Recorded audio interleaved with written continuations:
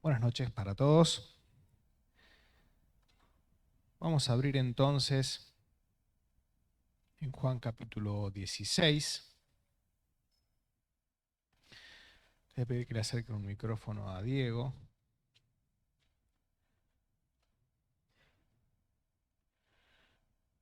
Para que podamos leer desde el 16, del 1 hasta el 11. Estas cosas os he hablado para que no tengáis tropiezo. Os expulsarán de las sinagogas y aún viene la hora cuando a cualquiera que os mate pensará que rinde servicio a Dios. Y harán esto porque no conocen al Padre ni a mí. Mas os he dicho estas cosas para que cuando llegue la hora os acordéis de que ya había dicho. Esto no lo dije al principio porque yo estaba con vosotros. Pero ahora voy al que me envió y ninguno de vosotros me pregunta, ¿a dónde vas? Antes, porque os he dicho estas cosas, tristeza ha llenado vuestro corazón.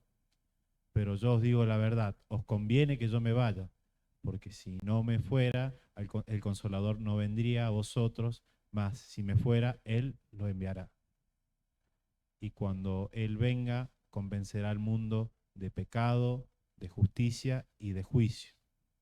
De pecado por cuanto no creen en mí, de justicia por cuanto voy al Padre y no me veréis más, y de juicio por cuanto el príncipe de este mundo ha sido ya juzgado.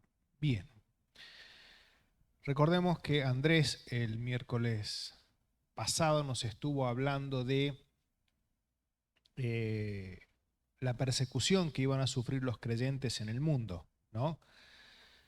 Que bueno, por causa del nombre de Jesucristo, en el mundo íbamos a tener aflicción, ¿no? Y esto es importante, Dios nunca prometió un lecho de rosas, ¿no? Para aquellos que creen en Él.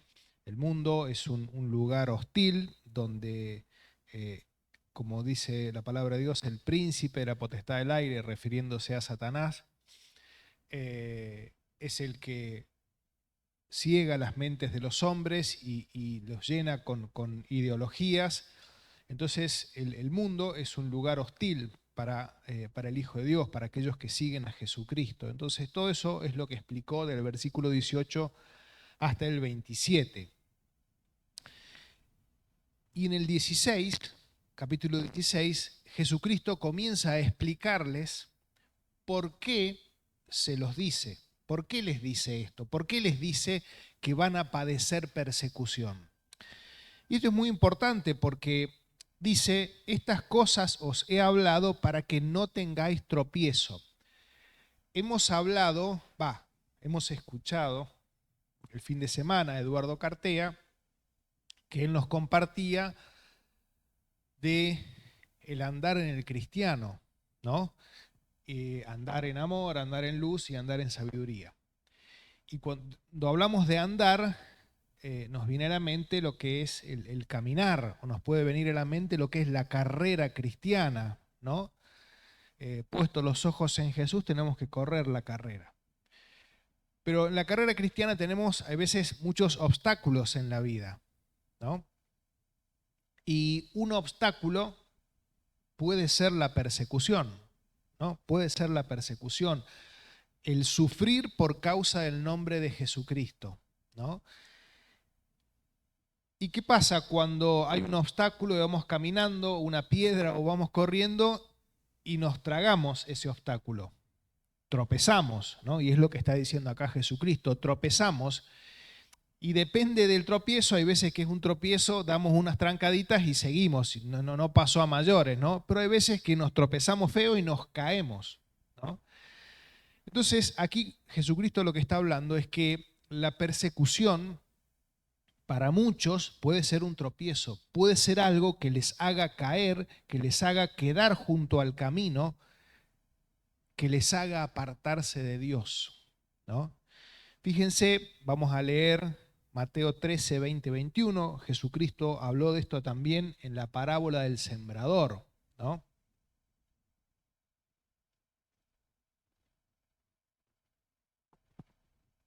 Y el que fue sembrado en pedregales, este es el que oye la palabra y al momento la recibe con gozo, pero no tiene raíz en sí, sino que es de corta duración, pues al venir la aflicción o la persecución por causa de la palabra, luego tropieza.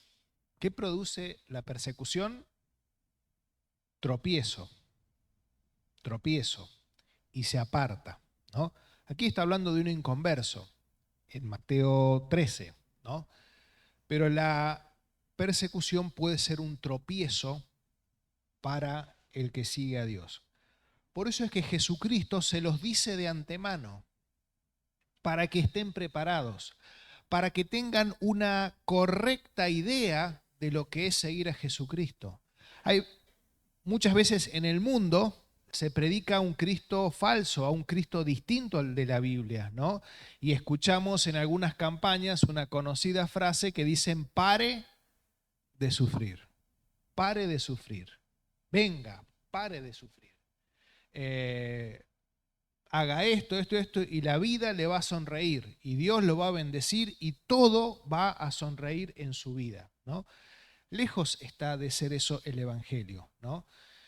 Nosotros creemos en Jesucristo en primer lugar porque al creer en Jesucristo, Él nos ha librado de una condenación. El día que partamos de este mundo no nos vamos a la condenación, sino que nos vamos a la presencia de Dios, ¿no?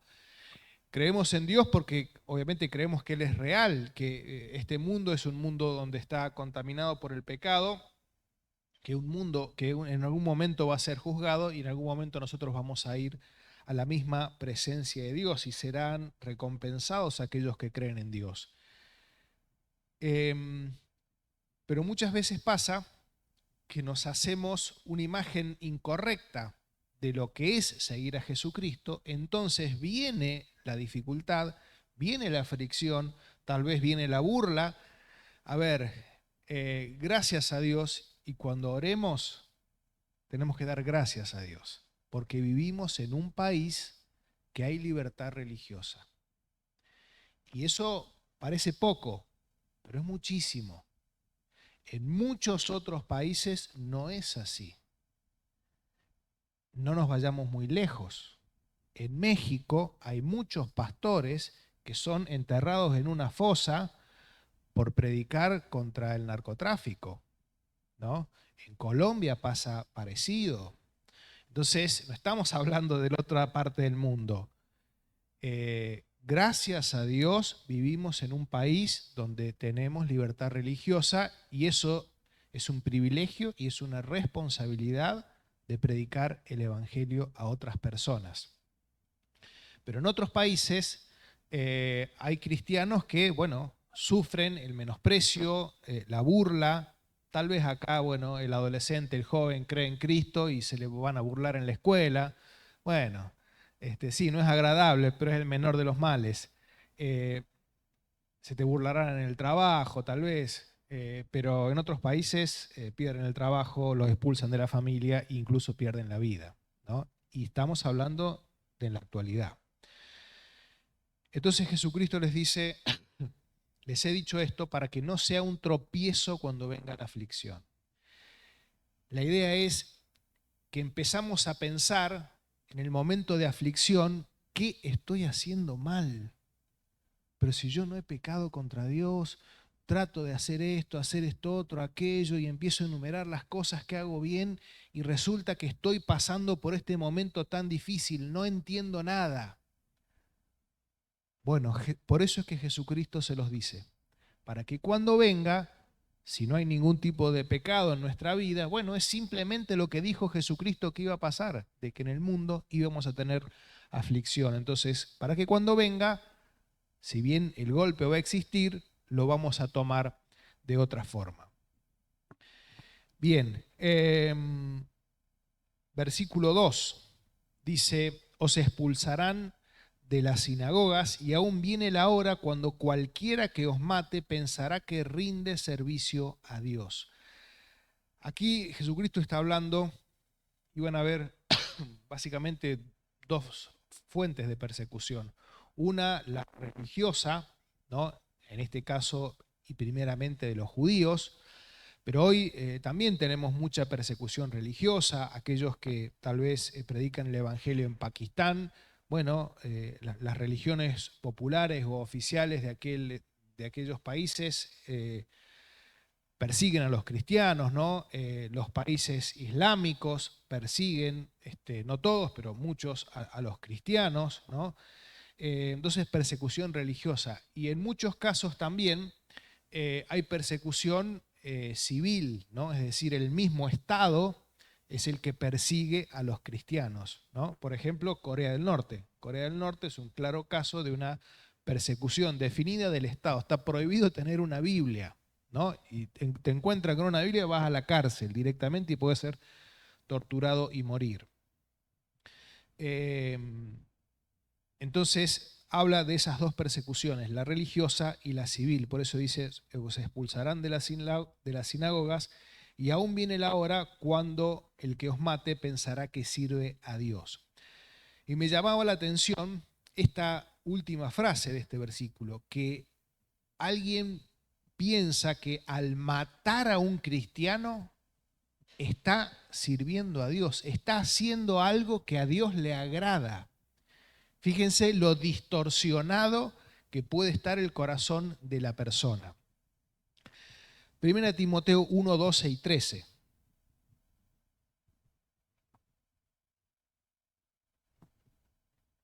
Doy gracias al que me fortaleció, a Cristo Jesús nuestro Señor, porque me tuvo por fiel, poniéndome en el ministerio, habiendo yo sido antes blasfemo, perseguidor e injuriador, mas fui recibido a misericordia, porque lo hice por ignorancia e incredulidad. ¿Qué pensaba el apóstol Pablo que estaba haciendo cuando perseguía a la iglesia? Que estaba en lo correcto, que él estaba sirviendo a Dios. Lo hacía por ignorancia, no sabía lo que estaba haciendo, no sabía a quién estaba persiguiendo. Vamos a leer también Hechos 26, 9.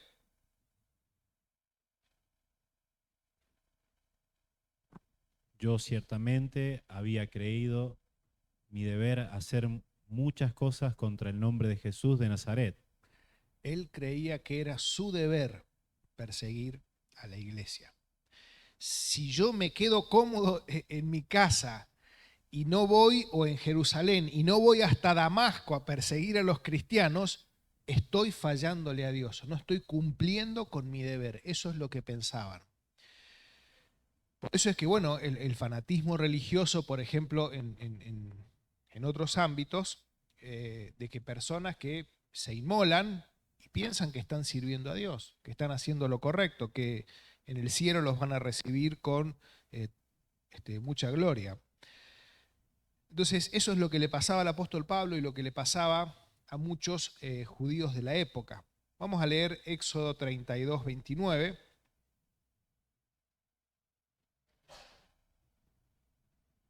Entonces Moisés dijo: Hoy os habéis consagrado a Jehová, pues cada uno se ha consagrado en su hijo y en su hermano, para que él dé bendición hoy sobre vosotros. Bueno, y vamos a leer Romanos 2, 10, 2. Y ahora explico Éxodo 32.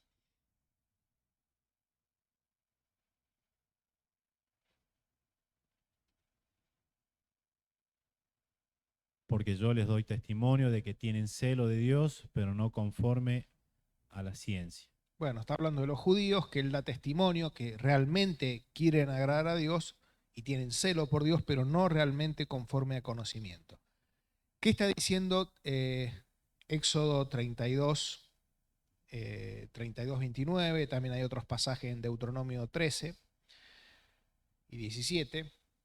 Básicamente había pasado que habían hecho el becerro de oro, ¿no? ¿Se acuerdan? Moisés había subido allí al monte donde Dios en el Sinaí le iba a escribir los 10 mandamientos y resulta que pasaban los días y no volvía, no sabían nada de él. Entonces el pueblo se hace un becerro de oro.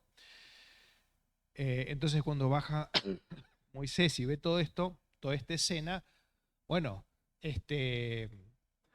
manda a destruir el becerro de oro y hay una gran lucha aquellos que sentían celo por Dios y entendían que esto estaba mal, y había un grupo que quería seguir de fiesta. Entonces este grupo de fieles a Dios va, y aquellos que querían seguir de fiesta los empieza a matar, ¿no? Y ese texto dice que incluso algunos tuvieron que matar a su padre, algunos tuvieron que matar a familiares directos, ¿no? Porque estaban fallándole a Dios, y así se habían consagrado. Entonces, bueno, muchos de los fariseos tomaban este texto y los otros que he mencionado, Deuteronomio 13 y Deuteronomio 17, porque lo veían a Jesucristo como un sedicioso, como aquel que generaba divisiones, como un falso profeta, ¿no? Ellos no creían que era el Mesías que había de venir, aunque había muchísimas evidencias de que lo fuera realmente y estaban a la vista. Y el problema es que no querían creer. Entonces ellos veían en Jesucristo y usaban estos versículos para justificar la persecución a Jesucristo y a sus discípulos. Ahora bien, yo pensaba cómo esto también se aplica mucho en la vida de la iglesia, ¿no? ¿Cuántas cosas hacemos y hacemos daño a la iglesia y creemos que estamos haciendo la voluntad de Dios? Creemos que estamos haciendo la voluntad de Dios. Muchas iglesias se han dividido por personas, por hermanos que creen que están haciendo la voluntad de Dios. Y generaron una rebelión, hicieron una división en la iglesia, los que pensaban A, los que pensaban B. Y a veces no es que se dividen iglesias por temas doctrinales fundamentales. Hay una parte que dice que Jesucristo no es Dios y la otra dice que Jesucristo es Dios. No, bueno, eso es gravísimo. No, hay veces por pavadas, o sea, por cosas menores. Si en la cena tenemos que la copita o la copa, si el pan chiquito o el pan grande, si tiene que haber una batería o no batería, si, no sé, la barba o no barba. Y por un montón de cosas menores, cosas de hombres que no tienen que ver con doctrina, y se dividen. Y personas pensaban que estaban haciendo la voluntad de Dios, sin embargo, hicieron daño, hicieron daño. El apóstol Pablo, hablando allí si no me falla la memoria, en Romanos 14, está hablando de que algunos comían algunas comidas y lo hacían para Dios, y otros no comían esas comidas y lo hacían para Dios, ¿no? Pero el que comía ciertas comidas y celebraba ciertas fiestas se quejaba del que no lo hacía. Y el que no lo hacía se quejaba del que lo hacía, y así estaban unos para con otros, ¿no? Entonces el apóstol Pablo, vamos a ir al texto porque quiero leerlo literal. El apóstol Pablo les dice una frase.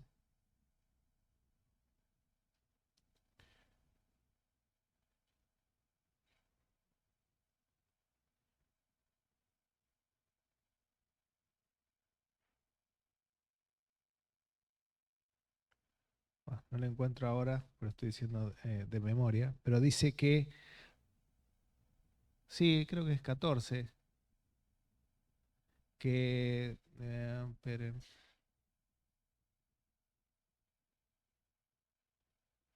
Bueno, dice el 21. Bueno es no comer carne ni beber vino, ni nada en que tu hermano tropiece o se ofenda o se debilite. Tienes tu fe, tenla para contigo delante de Dios. Bienaventurado el que no se condena a sí mismo en lo que aprueba, pero el que duda de lo que come es condenado porque no lo hace con fe. Todo lo que no proviene de fe es pecado. Pero creo que lo dice en 1 Corintios también. Lo que está queriendo transmitir el apóstol Pablo es que tenemos que tener cuidado de con nuestras actitudes dañar a otro, ¿no? Y es lo que estaba pasando. Algunos creían que tenían que hacer las cosas de una forma, otros creían que las tenían que hacer de otra forma, y creyendo que estaban haciendo la voluntad de Dios, estaban dañando a la iglesia, ¿no? Y estaban dañando a hermanos por los cuales Cristo murió. Entonces, esto también nos puede pasar a nosotros, ¿no? No solamente a estos judíos, de creer que estamos haciendo la voluntad de Dios y no la estamos haciendo y estamos dañando a los hermanos. Y ya vamos a ver cómo no hacerlo a eso. A ver, 1 Corintios 8:9.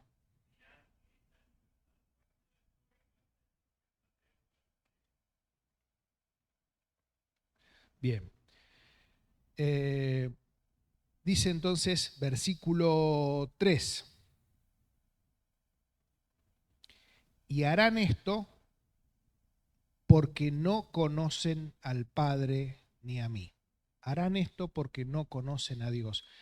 Y obviamente la primera referencia es a una persona que no tiene a Dios en su vida, a un inconverso, ¿no? A alguien que no ha creído aún en Jesucristo. Se estaba refiriendo primeramente a estos judíos que los perseguían. O sea, hacen esto de perseguir a la iglesia porque realmente nunca han conocido a Dios. Pero en lo que nos hablaba recién de a veces podemos hacer cosas creyendo que es la voluntad de Dios y dañar a un hermano o dañar a la iglesia y tener cuidado con eso, bueno, lo que tenemos que hacer es estudiar la palabra de Dios, es conocer a Dios. Porque cuando conocemos su palabra realmente y estudiamos su palabra, vamos a dejar de lado nuestras percepciones, nuestra forma de manejar las cosas y le vamos a dar lugar a Dios. Y muchas cosas que tal vez nos parecían antes mal, cuando empezamos a estudiar la Biblia ya no las vemos de esa forma, o tal vez las vemos de la misma forma, pero las dejamos en las manos de Dios, ¿no? De vuelta, muchas veces hay problemas en iglesias, incluso hay divisiones porque se piensa que se hace la voluntad de Dios y no la están haciendo, ¿no?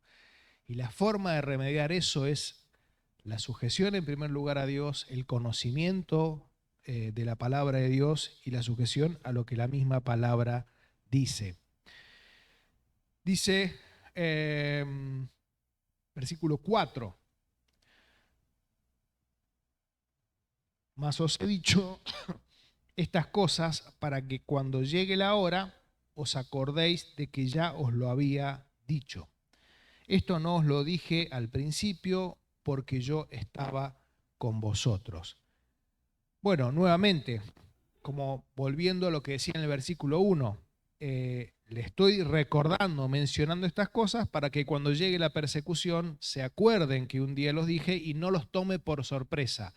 Esto que me está pasando no es porque estoy en pecado, no es porque estoy desobedeciendo, no es porque no estoy orando, no es porque no estoy leyendo. Esto que me está pasando es simplemente lo que Cristo dijo que iba a pasar con aquellos que buscan a Dios y que son fieles a Dios. Hay veces que pasa, hay veces que no, hay veces contextos distintos, como dijimos, gracias a Dios vivimos en un país donde hay libertad religiosa, pero en otros lugares es bastante diferente. Ahora, qué importante pensaba también en estos momentos de aflicción, recordar la palabra de Dios y recordar las obras de Dios, ¿no? Cuando haya aflicción por causa del nombre de Jesucristo, recordar que Cristo nos dijo que esto iba a pasar y que Cristo ha prometido que todo aquel que sufre por causa de él recibirá recompensa. Todo aquel que sufre por causa del Evangelio recibirá recompensa. El apóstol Pablo en Filipenses 3 dice a los creyentes que se les ha concedido el privilegio de participar de los sufrimientos de Cristo. Fíjense cómo lo veía el apóstol Pablo. Era un privilegio, qué difícil verlo así, ¿no? Pero es el desafío y la espiritualidad del apóstol Pablo. Él lo veía como un privilegio el poder sufrir por causa de Jesucristo, ¿no? Ser tenidos por dignos de sufrir por causa de Jesucristo. Y todos aquellos que así lo hagan recibirán recompensa de parte de Dios. Entonces, qué importante recordar la palabra de Dios porque eso nos va a ayudar a transitar mejor ese momento y recordar las obras de Dios. Vamos a leer el Salmo 77, 11 y 12. En este salmo, en los primeros 9 versículos, es un salmo escrito por Asaf. El salmista comienza hablando de aflicciones, de tristezas, de momentos difíciles. Me acordaré de las obras de Jah, sí, haré yo memoria de tus maravillas antiguas. Meditaré en todas tus obras y hablaré de tus hechos. Muy bien. ¿Qué iba a hacer el salmista? ¿Qué iba a hacer Asaf en el medio de la aflicción, del sufrimiento que tenía? Acordarse de las obras de Dios. Entonces, ¿estás pasándola mal? Lo que más tenés que hacer es leer la palabra. Acordarte de los hechos maravillosos de Dios, gloriosos de Dios, porque eso anima tu fe. Porque si Dios hizo eso en esos momentos, ¿por qué no lo puede hacer en mi vida, en esto que yo estoy pasando?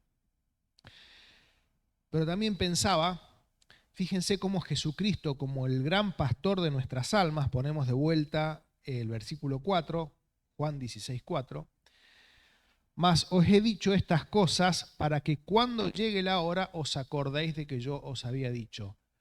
¿Hacia dónde está mirando Jesucristo? Hacia el futuro. Muy bien. Y eso es lo que hace un buen pastor, eso es lo que hace un buen líder.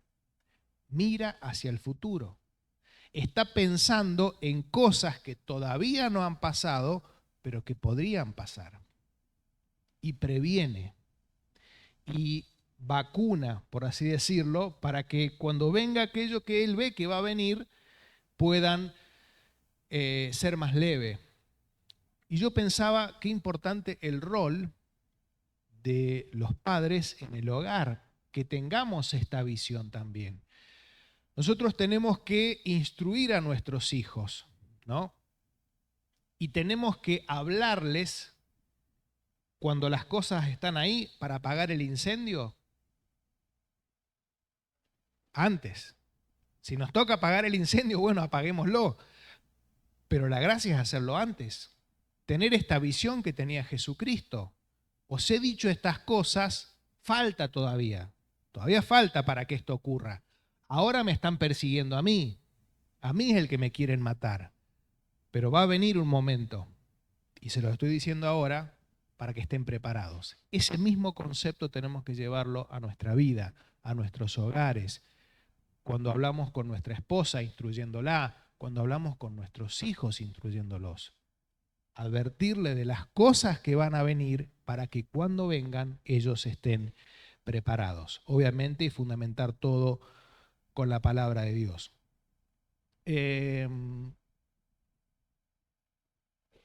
Proverbios 15, 23. Dice la segunda parte del versículo. Me encanta sacar estas expresiones de Jesucristo, estas conclusiones, además de lo que dice. Dice, el hombre se alegra con la respuesta de su boca y la palabra a su tiempo cuán buena es. Me encanta esta expresión. La palabra a su tiempo cuán buena es.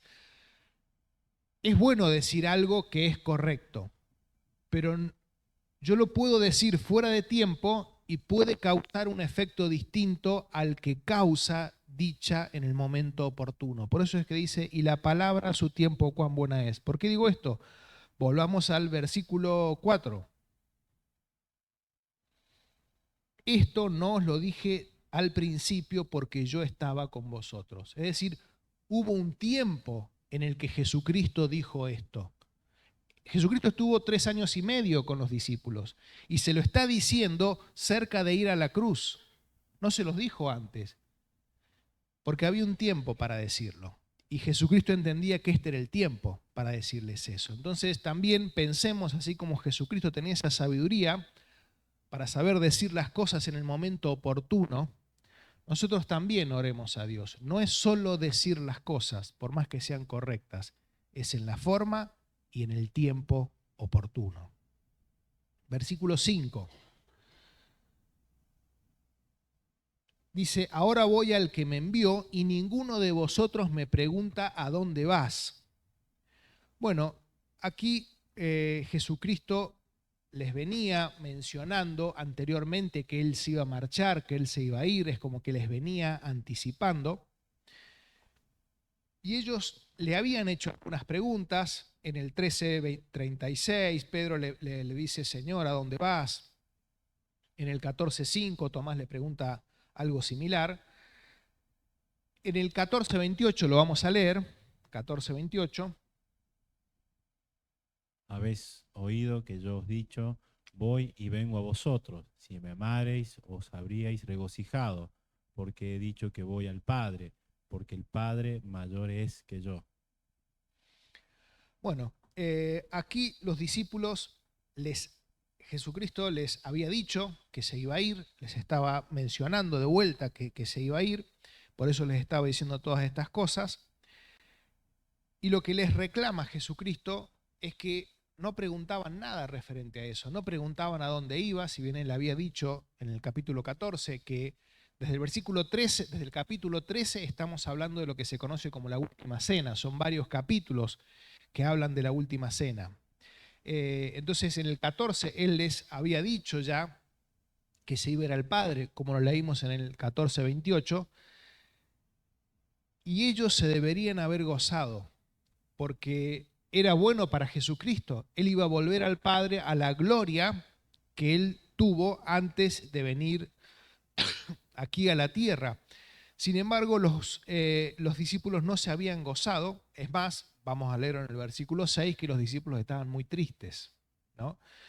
Y qué difícil es alegrarnos con la alegría del otro, y sobre todo cuando nosotros entendemos que es perjudicial para nosotros, porque los discípulos habían estado 3 años y medio con el Señor, habían disfrutado de su compañía, de conocerle, de ver su poder, sus milagros, y Jesucristo les venía en este último tiempo diciendo varias veces y de varias formas que Él se iba a ir. Entonces, claro, era muy duro para ellos eso, y era tan duro para ellos que no podían alegrarse cuando Jesucristo les dice que sus corazones se debería haber llenado de gozo. Les dice eso.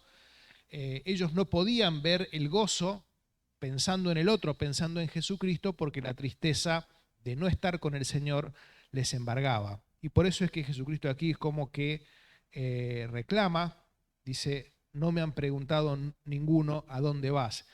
¿Y esto por qué? Porque bueno, el versículo 6 dice, antes, porque os he dicho estas cosas, tristeza ha llenado vuestro corazón.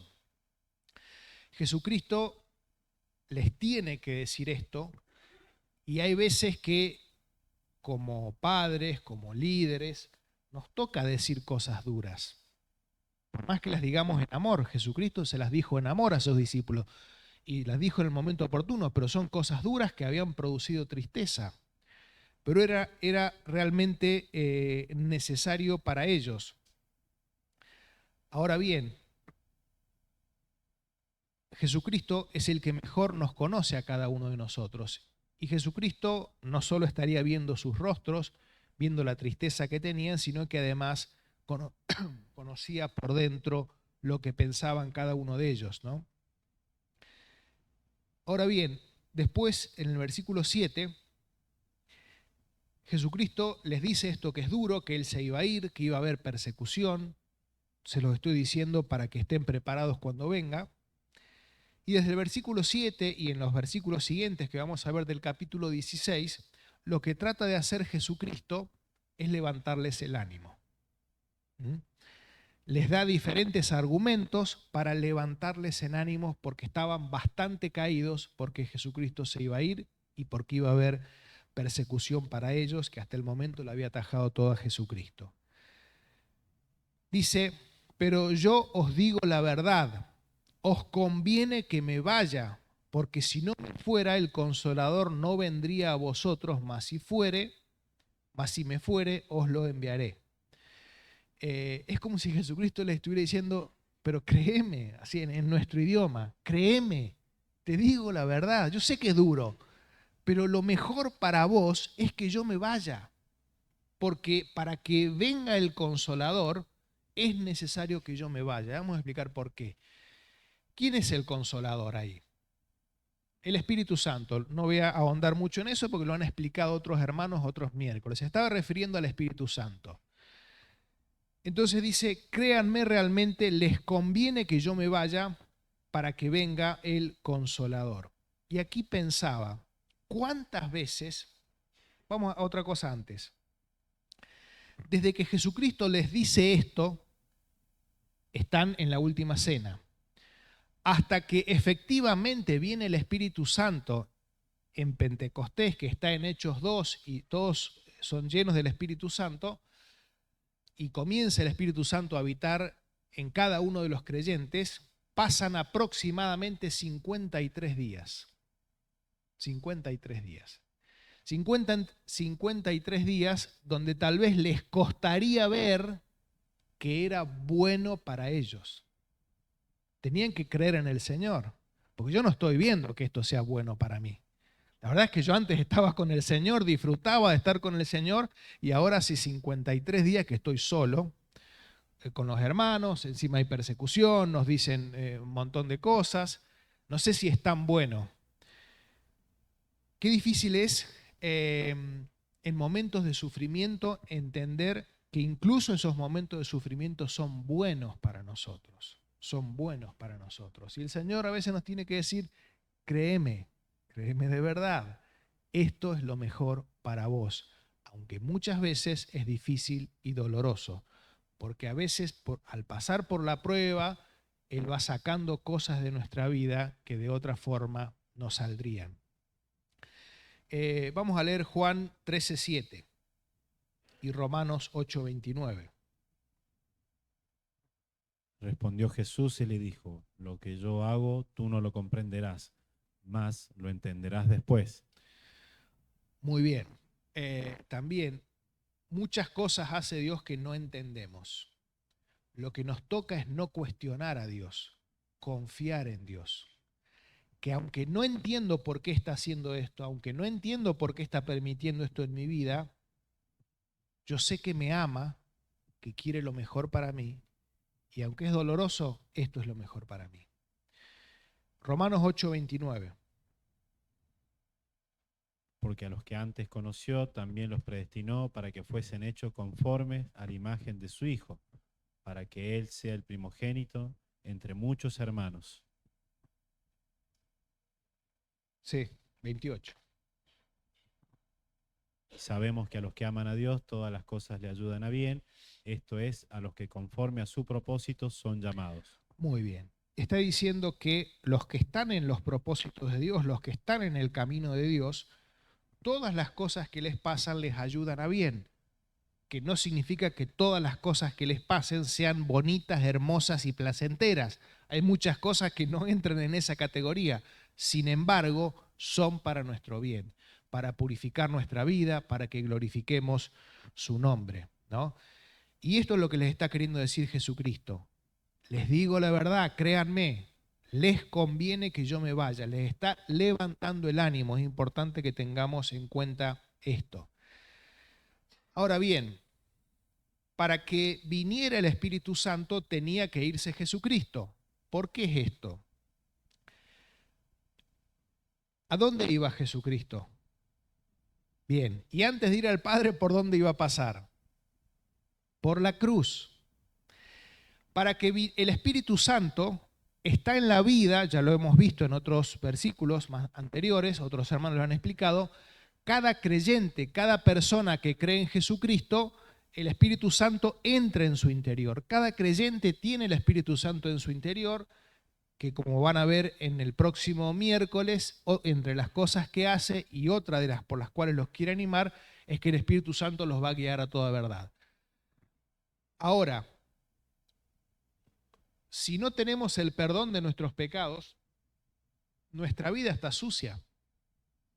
No puede venir el Espíritu Santo a habitar a un corazón que está sucio, aún manchado por el pecado. Entonces era necesario que Cristo se fuese, pasase por la cruz, consumara la obra de salvación, para que todos aquellos que creen en Él puedan tener ese perdón de pecados, sean limpios sus corazones, y entonces sí puede venir el Espíritu Santo a morar en la vida de cada creyente. Por eso es que Él les dice, es necesario, créanme, les conviene, pero es necesario que yo me vaya para que Él venga. Y les está diciendo que es mejor. Los discípulos habían estado con Cristo 3 años y medio. ¿Iban a poder estar todos los creyentes con Cristo? No, porque el Cristo que estaba en ese momento era un Cristo físico, de carne y hueso. No podía estar en todos lados. Ahora, ¿el Espíritu Santo dónde está? En todos los creyentes. Vaya que eso conviene a la iglesia, ¿no? Ni hablar, obviamente, de lo que mencionamos al principio de la cruz. Dice versículo 8, Vamos más rápido. Cuando Él venga, convencerá al mundo de pecado, de justicia y de juicio.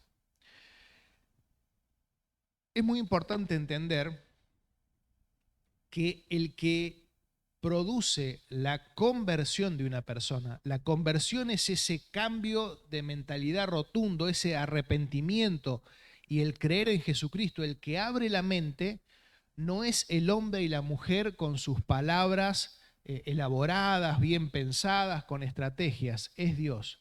Lo único, por supuesto que yo me tengo que preparar, lo único que tengo yo que hacer es ser un vaso limpio. Timoteo dice que somos utensilios, ¿no? Y que obviamente nosotros no vamos a comer en platos o usar vasos sucios, ¿no? Nos gusta platos limpios, cubiertos limpios y vasos limpios. Entonces yo tengo que simplemente ser un utensilio, un vaso limpio para que Dios me utilice para su gloria, ¿no? Y la gloria sea siempre para Él. Pero es la obra del Espíritu Santo, simplemente yo tengo que ser el instrumento que Dios utilice para transmitir y para convencer el Espíritu Santo a las personas con lo que Él ponga en la boca de cada uno. Dice, explicando las tres cosas, dice, convencerá al mundo de pecado. Bueno, decimos que la persona, para que crea en Jesucristo, lo primero que tiene que hacer, ¿qué es? Bien, arrepentirse. Y para arrepentirse, ¿qué tiene que hacer primero? Entender que es un pecador. ¿De qué me voy a arrepentir si yo no he hecho nada malo? Si yo soy buena persona. El primer paso en la salvación es entender que soy un pecador, que le he fallado a Dios. Y eso no es un entendimiento intelectual. Bueno, sí, todos somos pecadores. No, es en el corazón, entender que le he fallado a Dios. Hay un pesar en sentirme pecador. No es intelectual, tiene que llegar al corazón. Me siento mal, me siento que le he fallado a Dios porque he pecado. Y esa convicción genuina la produce el Espíritu Santo convenciendo de pecado. Dice después que convencerá al mundo de justicia. Bueno, esta expresión está hablando de la justicia personal de Jesucristo, ¿no?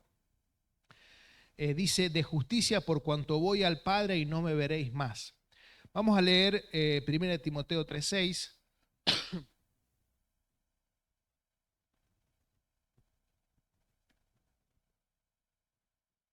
No un neófito, no sea Perdón, que... 3:16.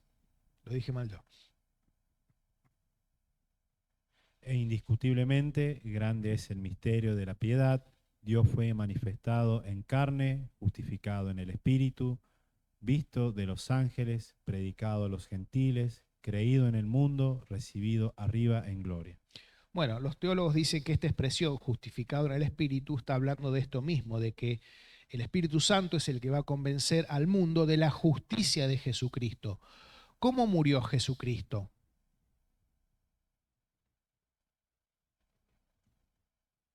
Como un malhechor, como un criminal. Dice Gálatas que él murió, todo aquel que muere en un madero, ¿qué es? Maldito. Él murió como un criminal, los ladrones, los peores criminales morían crucificados. Él murió como un criminal. El mundo lo terminó en su última etapa viendo como un criminal. Pero es el Espíritu Santo el que va a convencer al mundo de la justicia de Jesucristo, ¿no? De que Él realmente fue un hombre justo que murió por los pecadores. Por eso es que dice justificado en el Espíritu. ¿Y qué argumento utiliza el Espíritu Santo para convencer esto? Bueno, la resurrección y la ascensión de Jesucristo, ¿no? La resurrección de Jesucristo es lo que certifica que todo lo que Cristo dijo es verdad. Que cuando Él decía que era hijo de Dios, que era Dios, era verdad. Porque resucitó tal cual lo dijo. Y lo último que dice que hace el Espíritu Santo hacia el mundo, dijimos primero, convence genuinamente de pecado, después de justicia, de la justicia de Jesucristo, y tercero, de juicio, por cuanto el príncipe de este mundo, se está refiriendo a Satanás, ya ha sido juzgado. Y aquí no está hablando de un juicio futuro, sino de un juicio pasado, ¿no?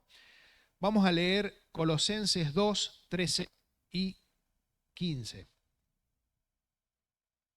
Y a vosotros, estando muertos en pecado, en la incircuncisión de vuestra carne, os dio vida juntamente con él, perdonándonos todos los pecados, y despojando a los principados y a los potestades, los exhibió públicamente, triunfando sobre ellos en la cruz. Muy bien, Jesucristo triunfó sobre Satanás, sobre sus huestes, allí en la cruz. Y todo lo que nos era contrario, Jesucristo lo clavó allí en la cruz públicamente y triunfó sobre Satanás. Y también juzgó en la cruz a Satanás. Si bien él ha sido juzgado, él ha sido derrotado, aún sigue teniendo vigencia en este mundo hasta el tiempo señalado por Dios, que está en Apocalipsis 20:10, lo vamos a leer, que es, en algún momento veremos estos temas de profecía, al final de lo que se conoce como el milenio. Y el diablo, que los engañó, fue lanzado en el lago de fuego y azufre, donde estaban las bestias y el falso profeta, y serán atormentados día y noche por los siglos de los siglos. El diablo ya ha sido juzgado, pero falta un tiempo todavía para que ocurra esto y él sea totalmente inutilizado y encarcelado y sea castigado para siempre ya en el infierno preparado para él y para sus ángeles. Terminamos. Sepamos que el sufrimiento va a venir. Jesucristo nos lo dijo para que estemos preparados, ¿no? Y pensemos también en todas esas pequeñas reflexiones acerca de cómo Jesucristo obraba y decía para que también nos sirva de ejemplo a nosotros. Bien, seguirá el hermano el próximo miércoles con otro argumento más que utiliza Jesucristo para tratar de animar a sus discípulos debido a la tristeza que tenían por la partida del Señor. Bien, vamos a